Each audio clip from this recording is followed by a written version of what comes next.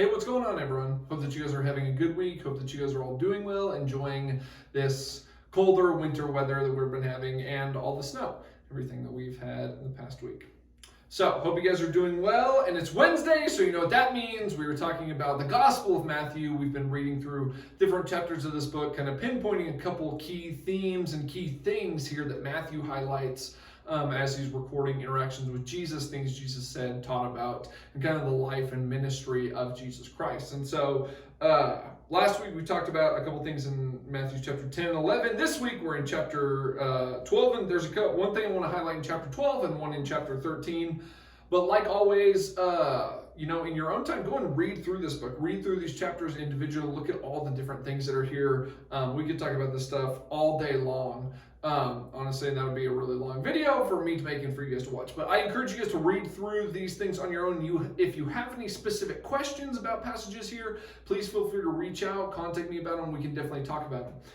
But a couple things I want to pinpoint here. One of them is at the very end of Matthew chapter 12, and Jesus talking about family here, family, and the true kindred of Jesus, the true family of Jesus. And Jesus is in an area talking with people, and his family, his physical blood family, is nearby. And people say, "Look, it's your family." And Jesus says, that doesn't matter as much. He also points to his apostles, the people who've been following around, the people who've been talking with him, doing those things with him, being involved in his ministry. He says, "Look, here's my family too.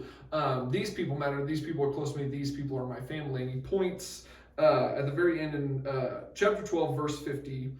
He says that for whoever does the will of my Father in heaven is my brother and my sister and my mother. And Jesus is talking about what really unites us is God, and that while blood family is important, while those relations are important, our relationships as Christians are really important, are the thing that brings us together. God makes us this family, these brothers, sisters, mothers, fathers, all these other people in Christ are really important and bring us together. God is about bringing us together and us being united in our love, adoration, and servitude of God and of the kingdom of heaven. Jesus points us out as saying that family isn't just about these blood relatives that we think of, but also of all these other people who are children of God, who are committed to this larger kingdom, and that this is an important connection that we all share.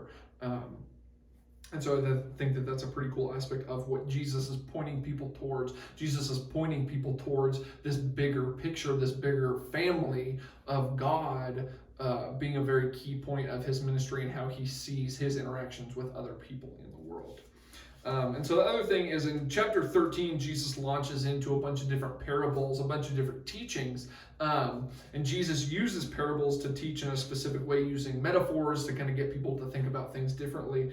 But one of the coolest ones that I like, it's a relatively short one, is in Matthew chapter 13, starts in verse 31, and is only two verses, 31 and 32, but it's the parable of the mustard seed. And he says, "The kingdom of heaven is like a mustard seed that someone took and sowed in the field. It is the smallest of all the seeds, but when it is grown, it is the greatest of shrubs and becomes a tree, so that the birds of the air come and make nests on its branches." Talking about how, teeny tiny mustard seeds are. If you've never seen a mustard seed, look it up, because, they're super small. And Jesus is talking about this in relation to our faith. This is what Jesus wanted to get people kind of thinking about, but using different imagery, metaphors to talk about this, talking about how small a mustard seed is in comparison with our faith in God.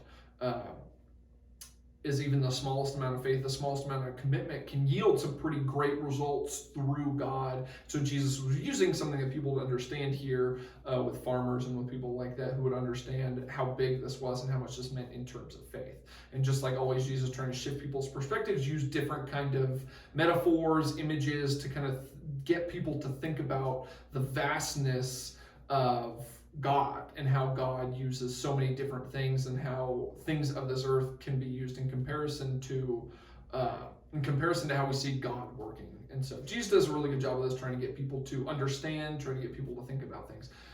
But I think this is really applicable for our lives. And sometimes we think the stuff we're doing is too small, or it doesn't matter, or it's just kind of whatever. Is God uses these smallest things in our lives to do some pretty incredible things for the kingdom of heaven. And so think about the things in your life that you might kind of pass off as small or whatever, things you think don't matter as much, Jesus is pointing here towards even the smallest, tiniest thing means a lot in God's kingdom and is a really big deal for this larger picture. So, some things to think about. Kind of think about what unites us together, and think about how we are connected through God, and think about the things in your life that you might overlook, that you might neglect a little bit because you think they're too small. Jesus is pointing here towards how big those things really are and how important they really are. So, like always, I miss you guys. I hope that you guys are doing well. If you can't join us in person, that's all right. Please reach out, ask any questions that you might have. Hope that you guys are doing well, surviving, and just finding ways to, just be here. Find ways to continue serving God, loving God. Stay connected with each other virtually. You can mail letters to each other, write notes to each other, anything like that. But I really hope that you guys are doing well. Really miss you guys. So if you have any questions, anything you want to talk about, let me know. Other than that, peace out.